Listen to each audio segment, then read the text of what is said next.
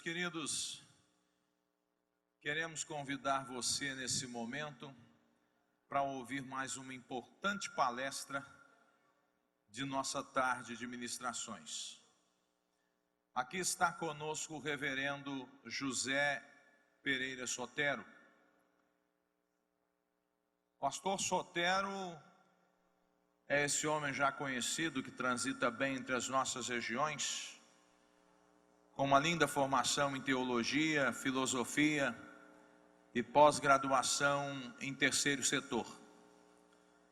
Ocupa hoje as funções de deão e coordenador do nosso Polo Ser Forte em Belo Horizonte e já tem duas belas publicações, Teologia da Evangelização e Teologia da Educação Cristã. É o feliz esposo da nossa missionária Rodileia Maciel Sotero. Eu gostaria de convidar você, por um instante, a fechar os seus olhinhos. Nós vamos orar com o nosso pastor, em o nome de Jesus.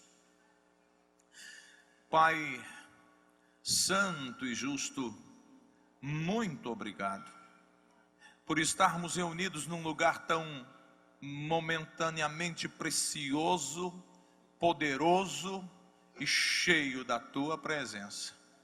Obrigado por estes dias, por esta semana de atualização teológica. Obrigado por cada homem, por cada pessoa, por cada instrumento seu que subiu ou subirá a esse altar.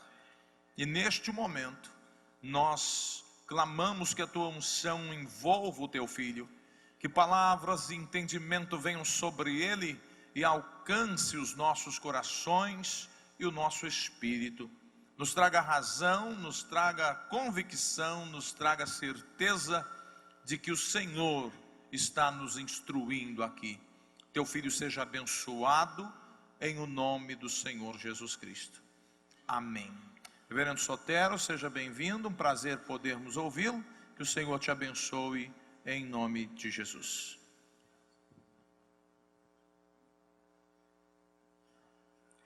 Amém, queridos. A paz do Senhor Jesus, uma boa tarde para todos. É com muita alegria que nós temos essa oportunidade de estarmos a falar para vocês nessa palestra com um tema tão importante, tão contrário às minhas posições. O pessoal escolheu de propósito, né? Eles sabem quanto eu sou tido como legalistas e outras coisas más. Para lidar com essa questão do liberalismo não é fácil. Mas antes eu queria dizer da minha alegria pela oportunidade dada pela Secretaria-Geral, através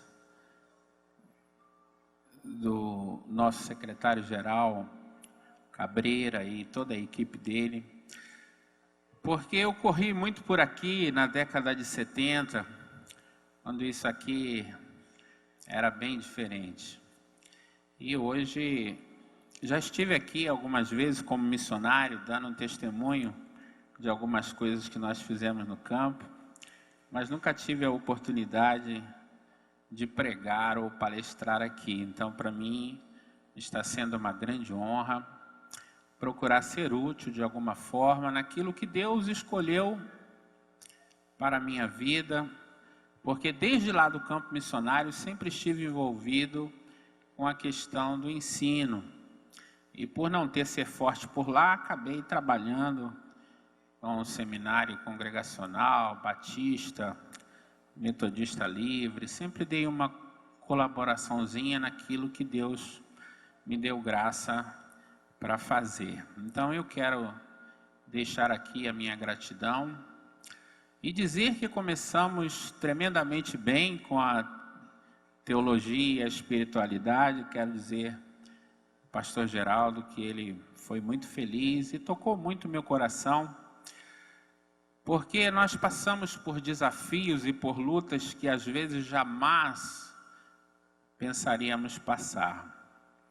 E eu sou um fruto de pessoas que apelaram em benefício da árvore e que resolveram colocar mais um esterco, né?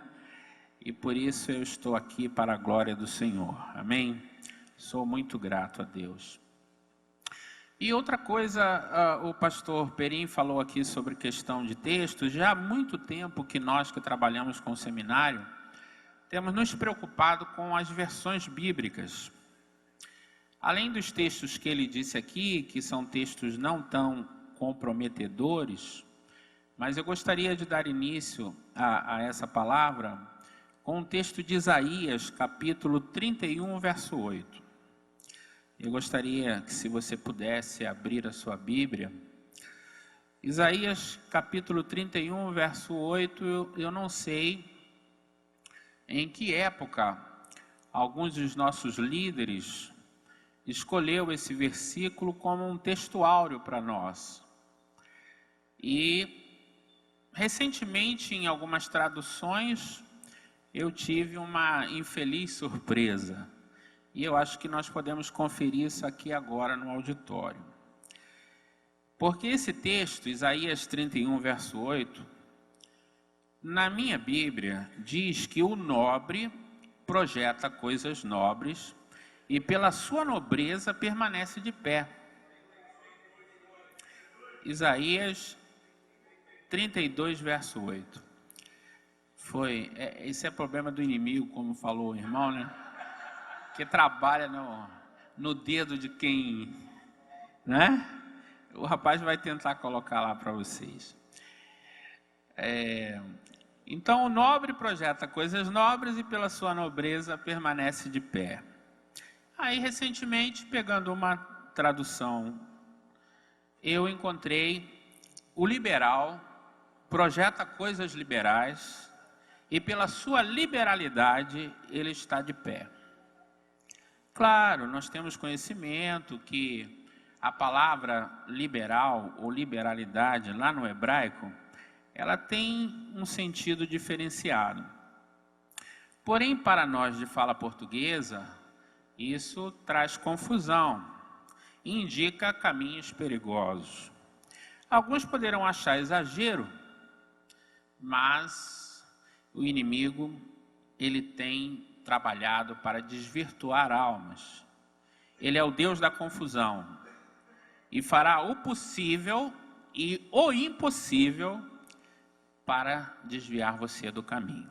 Então eu gostaria que aqui no auditório ficasse de pé quem tem a Bíblia, que tem o texto: o nobre projeta coisas nobres e pela sua nobreza permanece de pé. Fica de pé quem tem esse texto. Glória a Deus, né? A maioria. Pode se assentar. Tem alguém aqui que tem a Bíblia, cujo texto diz: o liberal projeta coisas liberais e pela sua liberalidade está de pé? Aí, João Franco, e outros, né? Mas João Franco eu conheço, citei o nome dele. Muito bem.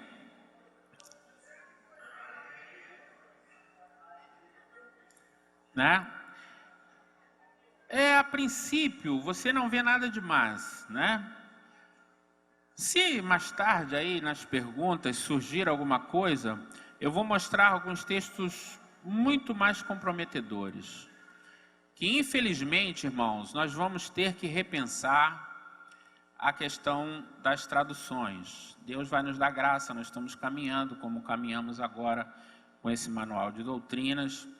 E uma coisa é certa, nós estamos vivendo o tempo do fim, o esfriamento do amor, o aumento das heresias. Lá no passado, homens jejuavam, oravam, se sacrificavam para traduzir as escrituras. Hoje nós temos facilidade enorme, temos um mundo tremendo, gráfico, e toda hora tem versão da Bíblia, é para adolescente, é para ministro, né? A versão gay deve estar saindo por aí. E aí aquela propaganda maciça para se ganhar dinheiro em cima. Ninguém está preocupado com a palavra, é dinheiro. Então, meu irmão e minha irmã, nós temos que repensar. Nós temos que ver as traduções mais antigas, que suou a camisa de quem traduziu, que machucou o joelho de quem traduziu, porque é essas traduções que nos interessam, porque o Espírito Santo estava lá, e o Espírito Santo que inspirou, cuidou da tradução, porque agora eu não ponho minha mão no fogo não, né? Há uma facilidade muito grande, né? As transliteração ali de grego, de hebraico, facinho, facinho. Qualquer um aí quer descobrir a pólvora, né? E é nisso que nós estamos sendo prejudicados. Então, com essa introdução, eu queria falar um pouquinho para você sobre o que seria essa teologia liberal. Foi um movimento que, entre tantos outros, se infiltrou na igreja com o objetivo de enfraquecê-la. Conseguiu, aos poucos, relativizar a autoridade bíblica. Ela é típica de quem acha que pode servir a dois senhores. É capaz dos maiores absurdos para que a Bíblia concorde com a ciência e com a razão humana. Já conversei com teólogos liberais que me afirmaram que Adão era uma tribo e que Eva era uma outra tribo, não era um homem e uma mulher, e que ambas formaram toda a humanidade.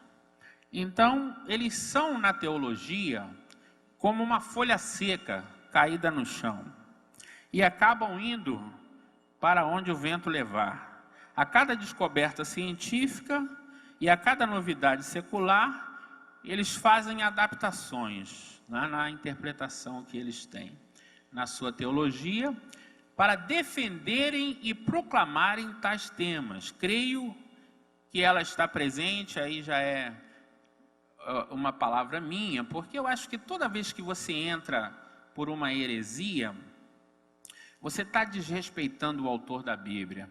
Tem alguma coisa em você que não leva a sério a palavra de Deus. Você não tem o temor do Senhor. E se você está fazendo isso, e a palavra não é para você aquela inerrante palavra de Deus, eu creio que essas heresiazinhas que vão surgindo estão dentro da tal teologia liberal. Ela foi classificada mais próximo de nós. Mas quando lá no Apocalipse alguém escreve, e o próprio Jesus falando a respeito dos nicolaítas, que era uma doutrina que o Senhor aborrecia, para mim já era um vírusinho da teologia liberal. Ela trabalha, não é de hoje, para prejudicar a autoridade da palavra. Termos uma autoridade da palavra em nossas mãos é tão importante. Você está vendo hoje como o Brasil está virado de cabeça para baixo. Nós estamos orando e essa confusão toda que está acontecendo não está pior, porque eles têm um livro que eles respeitam e que tem sido o norte deles. A Câmara dos Deputados, o Senado, tal, a Constituição. Tal, a Constituição. Tal, a Constituição. Se não tivesse a Constituição, agora, se o inimigo trabalha para que nós, povo de Deus, percamos a fé na autoridade da palavra, o que sobra para nós? O que sobra para a igreja que não tem mais a Bíblia como a sua regra de fé e prática? Fica difícil, não é? Muito bem. Ela, como conhecemos, ela foi classificada e registrada mais ou menos no final do século XVIII, início do século XX. Neste período, os teólogos enfraqueceram oficialmente a autoridade bíblica e fortaleceram a filosofia e a ciência da religião. Os seminários eram os alvos principais dos teólogos liberais e acabou se tornando um grande desafio estudar teologia e não ser contaminado por esses teólogos. Então, algumas denominações mais ortodoxas optaram por não enviar mais seus obreiros para o seminário. Entendeu? Porque o seminário estava de uma tal forma que o pessoal estava com medo de enviar pessoas chamadas para serem ministrados por homens que tinham teologia, mas não tinham espiritualidade. Falavam do conhecimento teológico, mas não tinham uma experiência real com o nosso Deus. E nós mesmos ali no seminário, eu evitei aqui, eu vou falar nomes em alemão, ainda bem que o professor não está aqui, porque de alemão eu não entendo nada, mas que eu vou enrolar a língua aqui, eu vou. E eu preferi nomes alemães desconhecidos da gente, porque no nosso seminário nós ensinamos bastante sobre Karl Barth, sobre Rudolf Bultmann, sobre Paul Tillich, que eu tenho muitos colegas aqui, professores, que eles têm um lado bom, não é verdade? É como se falar de Calvino e só citar aquelas coisas ruins seria uma injustiça. Mas eu preferi nem mencioná-los. Nós vamos trabalhar com alguns alemães, porque para a vergonha nossa, a teologia liberal é uma criação protestante. Ela nasceu nos seminários protestantes. Hoje é até muito mais praticada pela Igreja Católica, mas que ela nasceu nos seminários protestantes, nasceu. Bom, naquela época estava surgindo o iluminismo, que para o mundo secular era algo iluminador, mas para nós da igreja, para nós do cristianismo, era um momento de confusão, de muita confusão. Creio que nunca se usou tanto o não tem nada a ver. Essa expressão não tem nada a ver, ela é terrível. Eu estou quase ensinando a minha igreja a falar: o sangue de Jesus tem poder. Quando alguém diz, não tem nada a ver, né? E a gente vai falar, não tem nada a ver. Essa relativização da verdade mudou conceitos, mudou parâmetros básicos para uma perfeita saúde espiritual. A preocupação do apóstolo Paulo com a igreja, quando ele pergunta e ele mesmo responde: deveríamos, pois, pecar para que o pecado abunde e a graça superabunde? Claro que não. Ele mesmo responde, claro que não, né? Nós temos esse texto em Romanos capítulo 6, 1 e 2. Porque a igreja moderna, ela está tão confusa que chegamos a ficar sem rumo. Quase que declaramos que ser displicente e relaxado é melhor do que ser disciplinado e responsável. Já fui acusado de legalista, de hipócrita, por levar o evangelho a sério e tentar hoje ser melhor do que ontem. É melhor lidar com acomodados, com indisciplinados, com relaxados, do que com metidos a santarrões. Porque qualquer coisinha, o bispo estava cobrando ali, falando, a gente não fala muito mais de santidade, bispo Simvaldo. E eu falei, a gente vai falar, e o pessoal, metido, né? Quer ser melhor do que os outros. É interessante que quando nós aceitamos Jesus e caminhamos para a igreja, nós arrumamos uma meia dúzia de três ou quatro inimigos lá fora, que nós não fizemos nada com eles, nós simplesmente passamos para a igreja com a Bíblia debaixo do braço, passamos para a escola dominical de manhã, e eles estão no mundão, fazendo as coisas erradas, nos bares, tal. E aquilo que nós fazemos irrita eles, sem nós fazermos nada. Simplesmente nós estamos mostrando que podemos ser diferentes. E aí nós somos metidos, nós queremos ser melhor, etc, etc. Parece que essa doença, ela entrou dentro da igreja. E agora você que era aquele católico que me odiava porque eu era crente, agora você é esse crente que me odeia porque você não gosta de oração e eu oro. Você é esse crente que me odeia porque eu gosto de estudo bíblico e você não gosta de estudar a Bíblia. Coisa horrorosa, coisa horrorosa. Sangue de Jesus tem poder. Sangue de Jesus tem poder. Nós estamos desse jeito. E está difícil para lidar com os crentes de hoje. Está difícil. E nós estamos buscando essas pessoas que de verdade tenham um encontro real com Jesus. O bispo Simvaldo falou ali, nós vamos orar aqui para Deus operar milagre. Rapaz, olha só como as coisas estão difíceis. Eu tenho uma moça lá na igreja que ela está vindo das drogas, foi liberta das drogas. E aí, né, a gente quer abençoá-la, quer que ela participe, mas como nós falamos muito nessa questão de santidade, ela estava importunada e tal. Aí a semana passada ela me chamou para dizer que ela foi liberta das drogas, mas continua fumando. Entendeu? O meu Jesus, que libertou ela das drogas, não consegue libertá-la do cigarro. É o milagre de hoje que a gente está vivendo, de pessoas que na verdade parecem negar o poder de Deus, sabe? E eu sou um pouco temperamental, e eu preciso ficar vigilante, porque senão eu acabo de matar, eu faço igual Calvino. Eu preciso me controlar, porque são pessoas que às vezes são testemunhas negativas de Jesus, porque eu prego um evangelho onde Jesus Cristo não faz acepção de pessoas, onde Jesus Cristo não busca em você capacidade ou merecimento. Então por que você está há 10 anos na igreja e a sua vida não muda? Por quê? Por que você entrou para o evangelho e você é uma testemunha negativa de Cristo? Porque você sai de casa com a sua Bíblia e volta com ela, e o pau quebra na sua casa, e os vizinhos estão vendo confusão, e os seus filhos não se firmam, e você não consegue pagar as contas. E Jesus, dá vontade de falar: filhinho, volta para o mundo. Vai embora para casa, filho, porque você está aqui há 10 anos envergonhando o evangelho de Cristo. Você está calando a minha boca. Eu não consigo pregar, porque eu prego que Jesus ama a todos. Eu prego que a bênção do Senhor é sem acepção de pessoas. O que é que está acontecendo? O que é que está acontecendo? Vou culpar quem?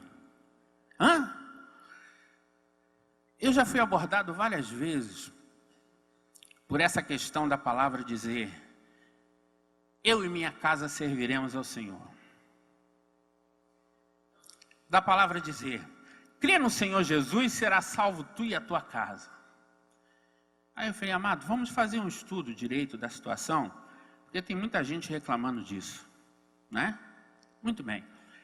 A família que Deus estabeleceu, quer todos gostem ou não gostem, era patriarcal. Hoje, os direitos são muito iguais, né? As mulheres têm dificuldade de se submeter, e manda o homem, manda a mulher, manda os filhos, manda todo mundo, e ninguém manda. Ninguém manda. É isso. É isso que acontece. Naquela época, era o homem que mandava, pastor Roberto. Você alcançou o homem da casa, alcançou a casa toda. Está entendendo? Quando Moisés manda chamar, você pensa que é uma injustiça. O pessoal ali se manifestou contra ele fala: traz a família toda. Traz mulher, traz filho, traz todo mundo. Quando ele ora, vai todo mundo para o buraco. Acabou tudo. Por quê? Por quê? Porque se o chefe da casa estava contra, todo mundo estava contra. Porque se eu chegasse em casa e dissesse para minha família: o pastor é uma porcaria, a mulher dizia: porcaria. E os filhos: porcaria, porcaria e porcaria. É isso. É isso. É isso. E se eu chegasse em casa e dissesse: eu acabei de aceitar Jesus lá no presídio, porque os camaradas escaparam, entendeu? E eu vi, fui testemunha, e nós agora somos crentes. A mulher: somos crentes, filho, somos crentes, somos crentes, somos crentes. Está salvo eu e a minha casa, meu irmão. E você está pensando que isso é conversa fiada? Não é não. Meu pai era de família patriarcal mineira. Sabe quem aceitou Jesus lá em casa? Só meu pai.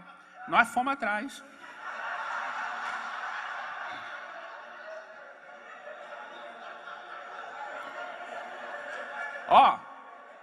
Olha só, não é brincadeira não. Meu pai bebia e fumava direto. E aí você vê o poder de Deus, que naquela época existia e que hoje não está existindo.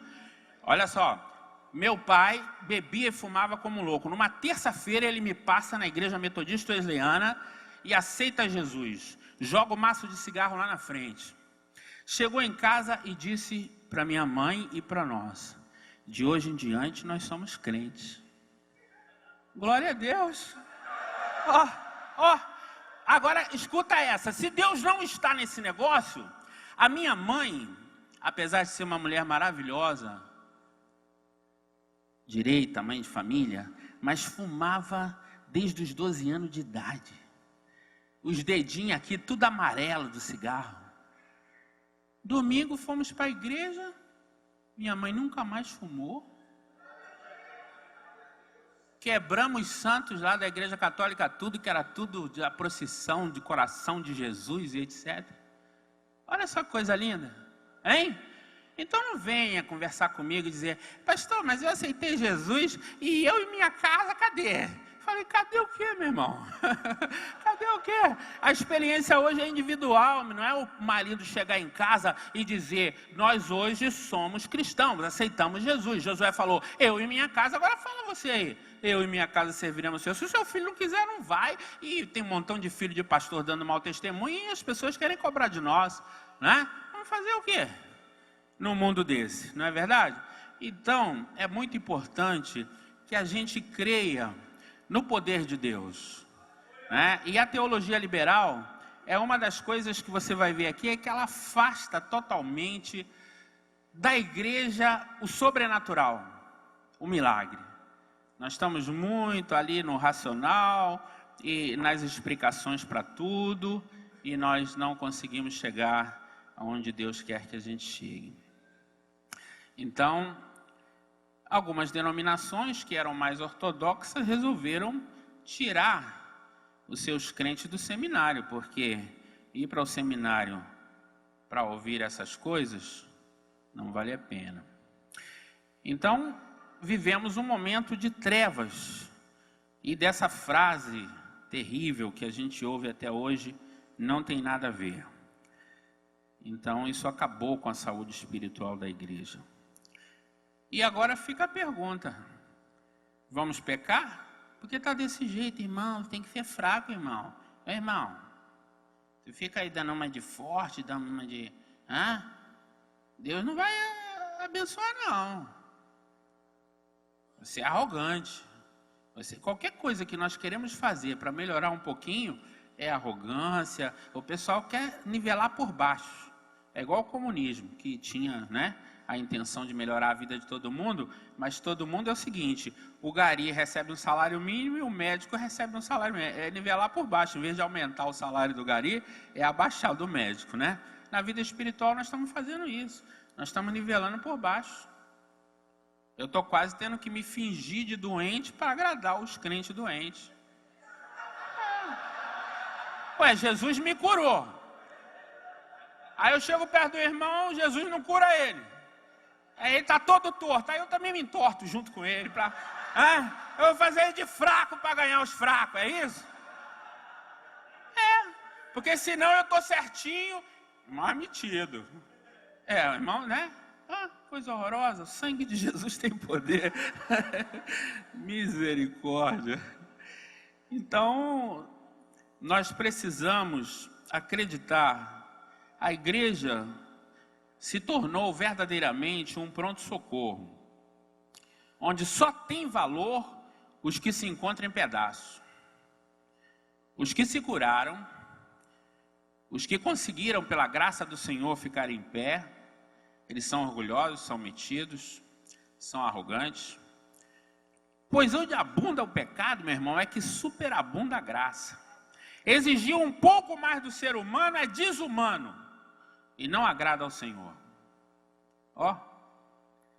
Tem misericórdia, Jesus, né? E o mundo lá fora está fazendo essas doideiras todas. E outro dia eu passei na frente de um quartel da aeronáutica, estava escrito assim, errar é humano, mas não aqui. Que é isso? Quartel da aeronáutica, meu irmão. Errar é humano, mas não aqui. Ele tá vendo? Os homens estão na carne lá e estão querendo a perfeição, né? E nós estamos aqui no espírito, mas é o seguinte. Devagar com andor, e o santo é de barro. Ai, meu pai. A igreja secular, diferentemente dos hospitais, não devem possuir outra especialização a não ser cuidar dos feridos de morte. Nos hospitais, há separação, há setores. Como na igreja não há, se dizer curado e liberto de feridas de morte é arrogância e prepotência. Essa teologia tem predominado em muitos arraiais. Vinde como estais, permaneçam assim, não há outro caminho. Na atualidade, creio que nenhuma denominação, meus irmãos, ou indivíduo, está verdadeiramente livre da teologia liberal.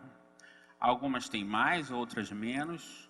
Só uma perfeita comunhão com o Espírito Santo pode nos dar discernimento suficiente para evitarmos ao máximo esse vírus secular. Então eu fico triste, muita gente nossa tem formação militar. Eu trabalhei um tempo com o bispo Simvaldo, aprendi muito. Meu irmão, o que a disciplina faz, o Espírito Santo não vai fazer não.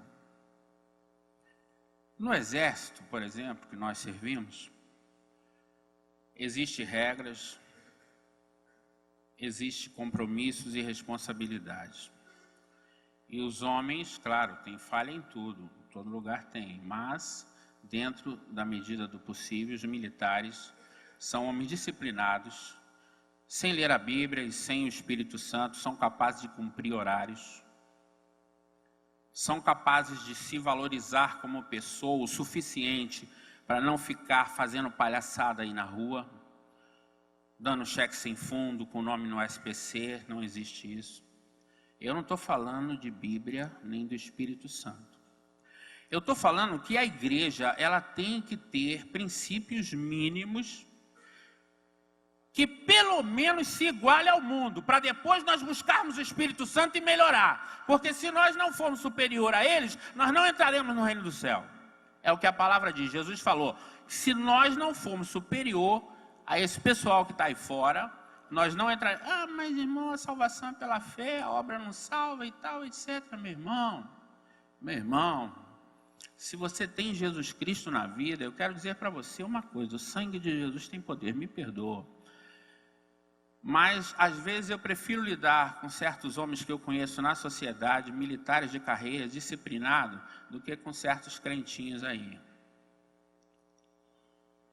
Tá? Pessoas que dizem que são convertidos, que nós precisamos ter misericórdia, porque, né? É a misericórdia do Senhor, é a misericórdia do Senhor, é a misericórdia do Senhor. Eu prego um Deus pleno. Conheço muito bem o Velho Testamento e conheço o Novo. E Jesus estava com Jeová no Velho Testamento e Jeová estava com Jesus no Novo Testamento. Ah, não tem essa coisa não. No meio dos filósofos tem essa coisa. Eles dizem que o Deus do Velho Testamento era outro. É um Deus demiurgo. Um Deus capaz de punir e tal, né? E que Deus do Novo Testamento é gente boa, né? Então gente boa, que do jeito que ele é gente boa ainda não agrada. Então eles criaram um mais gente boa ainda. Porque o de lá de fora, mais gente boa ainda, ele não vai condenar ninguém. Que depois nós vamos ver que a escatologia aqui da teologia liberal, ela é universalista, e está tudo muito bem, está tudo muito bom. Então o Deus lá de fora, que é muito mais gente boa do que o nosso Deus, ele não vai jogar ninguém no inferno. Ele é gente boa. Eu vi uma pregação de um gente boa liberal, que ele disse, Jesus salvou o ladrão da esquerda e salvou o da direita também, porque a misericórdia dele é grande. E salvou o da direita e salvou o da esquerda e salvou todo mundo. Amém. Graças a Deus, né? Então esse Deus lá fora que eles criaram é um Deus maravilhoso, que não julga ninguém, né? Que você pode pregar essa bagunça que está aí, né? De legalização, né, da sexualidade variada, do terceiro sexo, isso não é lindo, não é um amor tremendo? Você, né, respeitar todo mundo, considerar todo mundo, olha que maravilha, né? Eles, inclusive, numa reunião recente, antes de Deus dar uma chicotada nos vermelhos, que ele deu, graças a Deus,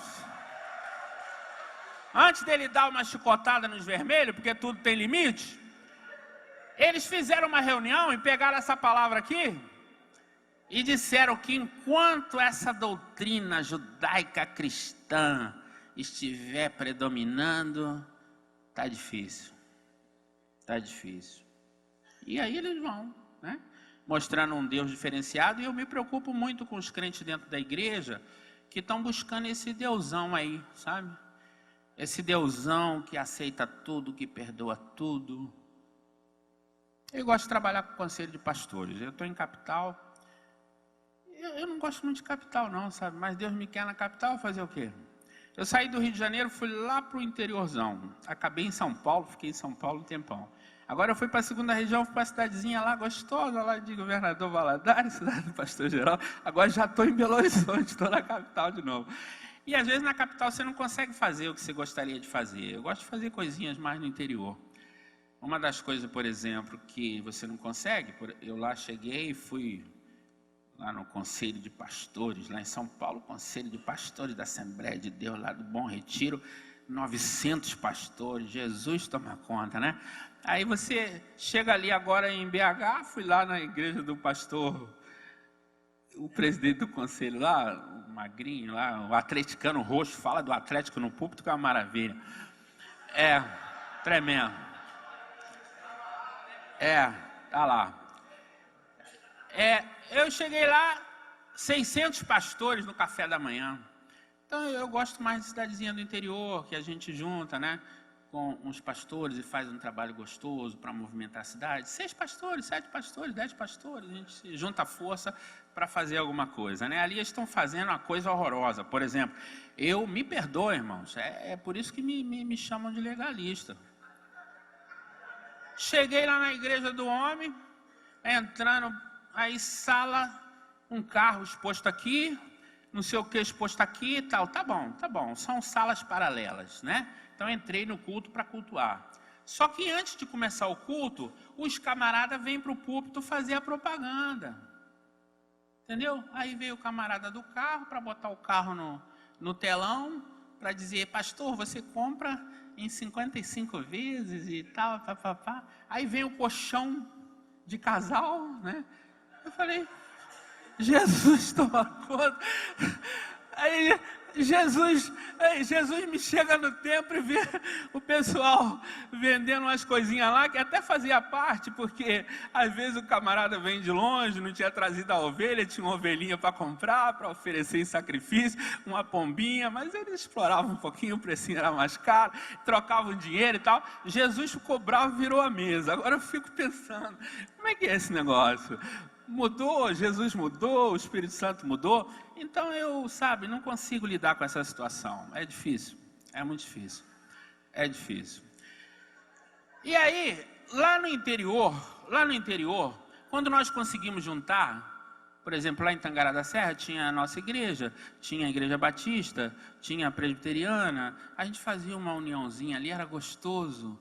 A gente lia o texto assim, ó quão bom e quão suave é que os irmãos vivem em união. Aí esses carinha do Deusão, eles reúnem, Simval, budistas, pastores, candombledistas, padres. Olha que maravilha, que união. É união ou não é união? Hein? Ué, a gente que somos evangélicos, para juntar 3 denominações está difícil, nós lemos o texto. Agora tu imagina eles. A união é aqui, meu irmão, que eu tenho um judeu, um muçulmano, um candombledista, um pastor. E aí? É o Deus desse mundo que está entrando na igreja e que nós vamos tentando somar os benefícios e começamos a ver que nós estamos perdendo. Porque se nós formos medir com os padrões do mundo, nós estamos perdendo. E de goleada. Se o Deus da prosperidade é isso que esse pessoal prega aí fora, na teologia liberal, eu posso enumerar aqui para você os pastores evangélicos bem-sucedidos, que tem uma casinha e um carrinho razoável. Mas se eu for enumerar para você aqui os políticos canalhas, os traficantes, os caras que tem carrão, jatinho, etc., esse Deus da prosperidade lá de fora está batendo no nosso de 10-0. 10-0. Então, meu irmão, o que está havendo com os nossos conceitos? Nós estamos ou não estamos sendo influenciados pela tal da teologia liberal? Temos que ter cuidado, né? A igreja secular, em sua maioria, é racionalmente liberal, conclui os estudiosos. Leandro Lima, que é um palestrante da editora Fiel, afirma: concluímos que o liberalismo é um fruto do iluminismo. Para lembrar, iluminismo foi um movimento que surgiu no século XVIII, que tinha no seu âmago uma revolta contra a religião institucionalizada e a fé no sobrenatural. Em suas pressuposições filosóficas, seguiam o racionalismo de Descartes, que a gente conhece bem da escola, né? Spinoza e Leibniz. E o empirismo de Locke, de Berkeley, de Hume. Em comum, essas filosofias concordavam que Deus deveria ficar fora do conhecimento humano. Conclui-se que o sobrenatural não invade a história. A história é resultado de causa e efeito. Dividiram a história em história natural e história chamada santa ou salvífica. Criaram assim dois mundos paralelos, um real e o outro da fé. Para os liberais e os neo-ortodoxos, que eu vou falar deles um pouquinho já, os milagres históricos são invenções piedosas dos judeus e dos cristãos. O meio evangélico costuma atribuir ao alemão, o professor Levi não está aqui, vocês seguram aí, alemão Erich Schleiermacher, que viveu entre 1768 e 1834, a semente da teologia liberal, como é conhecida hoje. Ele, no alto da sua teologia, não deixou uma doutrina bíblica sem contestação. Temos também o teólogo Albrecht Rich, falecido em 1889, que também seguiu seus passos. E ele dizia: a experiência individual vale mais que qualquer revelação escrita. E ainda o teólogo Ernst Trost, falecido em 1923, levantava essa mesma bandeira e ensinava e defendia os pressupostos liberais. Segundo os estudiosos, essa teologia nasceu com os protestantes, porém hoje seus maiores defensores são os teólogos católicos. O movimento modernista secular abriu as portas para a consolidação da teologia liberal. Todos os que deixaram de crer e de defender a soberania das Escrituras Sagradas não tiveram como escapar do relativismo. E sem a autoridade da Bíblia, não tem como escapar das heresias. Declaram que o único objetivo era modernizar a igreja, fazê-la acompanhar o progresso da humanidade. Nós precisamos atingir a todos. A principal característica do teólogo liberal é a sua necessidade de estar de acordo com a secularidade. Ele não gosta de remar contra a correnteza.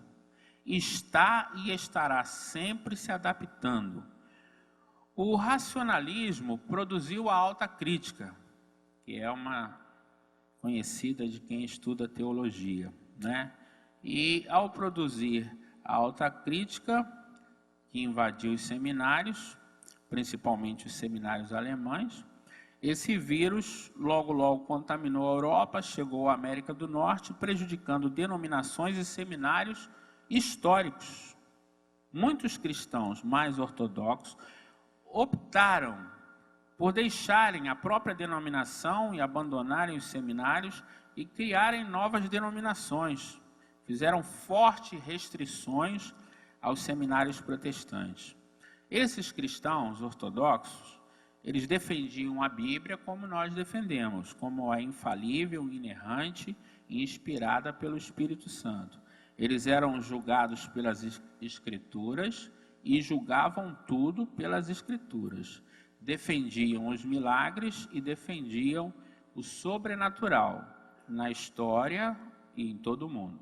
combatiam as heresias e toda a apostasia. A conclusão é o seguinte: o liberalismo teológico é uma manifestação de fé na humanidade e não em Deus. Entendeu? Na humanidade. Fé na humanidade. Eles estão sempre arranjando um jeitinho de colocar as coisas da ciência acima da Bíblia e forçar a Bíblia a apoiar essas coisas. A doutrina escatológica liberal é universalista. Isto é, todos vão acabar sendo salvos. É igual o espiritismo, né? Porque o espiritismo crê na reencarnação. Não precisa de Jesus, não precisa de ninguém. Você vai nascendo e morrendo até se aperfeiçoar. Vai salvar todo mundo, né? Aí falei, o capeta? Não tem capeta, meu irmão. Eu já lidei com o espiritismo e é o seguinte: quando você está sendo perturbado, é a alma de um desencarnado que não foi ainda e está por ali, entendeu? Às vezes um tio, e está puxando seu pé, e está abrindo a torneira, essas coisinhas. É isso, meu irmão, entendeu? E ele vai para o lugar dele, e ele vai nascer de novo, e ele vai sofrer de novo. E se ele era homem, ele vai vir mulher. E se ele era homem e explorava a mulher, ele vai vir gay. Não vai ser homem nem mulher. É verdade, é desse jeito. É desse jeito. E ele vai se aperfeiçoando e melhorando, até que uma hora ele está bom. Aí ele não reencarna mais, está salvo, entendeu? E tem mais base, né, para se ouvir essa bobagem do que quem tenta pregar um evangelho e dizer uma besteira dessa aqui, né? Dizer que a escatologia é universalista e que todos vão acabar sendo salvos. Mas eles são isso. Muito bem. Os que não compactuam com eles são chamados de legalistas e fundamentalistas. E nesse triste caminho, as igrejas protestantes europeias se esvaziaram e foram lentamente fechando as portas. Tal frieza espiritual atravessou continentes e atingiu todo o mundo, inclusive as Américas. Hoje, com pesar, nós vemos o esfriamento do amor e da fé como um trabalho lento, um trabalho sutil da teologia liberal. Os neo-ortodoxos, que são primos, e eu, por carinho e consideração, não vou citar o nome deles, também não colocam a Bíblia no seu devido lugar. Para eles, olha só que coisa engraçada, né? Eles dizem que só Jesus Cristo é a palavra de Deus. Ele é o verbo encarnado. Ele é Deus. As escrituras até podem ser usadas para nos levar à verdade, porém não são a palavra de Deus. Todos os sistemas filosóficos ou estudos que desvalorizam as escrituras ficaram sem norte. Acabaram vítimas do engano. Porque ela, a palavra de Deus, é o único antídoto aqui nesta terra contra as invenções de Satanás e as invenções humanas. Amém? Vamos dar um glória para Jesus? Amém. Então é o seguinte, eu vou deixar um tempo maior para nós estarmos respondendo algumas perguntas, e eu quero deixar aqui uma citação que está no nosso livro, Assim Cremos, no capítulo escrito pelo nosso querido pastor Eli Gonçalves Bastos, na doutrina da vida cristã, onde o Hélio diz assim: começa, designa uma parte de cada dia para exercícios privados, quer tenhas prazer nisso ou não, estuda e ora diariamente, é para o benefício da tua vida. Não há outra alternativa. De outro modo, tu permanecerás frívolo todos os teus dias. John Wesley. Amém? Deus abençoe.